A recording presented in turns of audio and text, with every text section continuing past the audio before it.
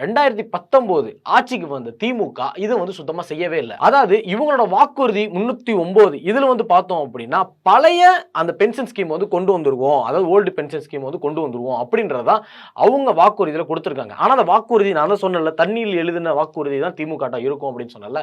அதே மாதிரி இவங்க இது வரைக்கும் அதை வந்து எதுவுமே பண்ணவே இல்லை. அதான் 2018 இதுக்கான ஒரு அறிக்கை வந்துருச்சு.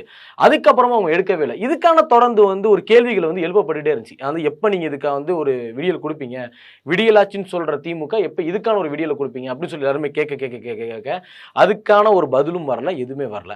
ஆனா இதுக்கப்புறம் வந்து புதுசா இன்னும் ஒரு டீமை வச்சு இதுக்கான இன்வெஸ்டிகேஷனை ஸ்டார்ட் பண்றாங்க.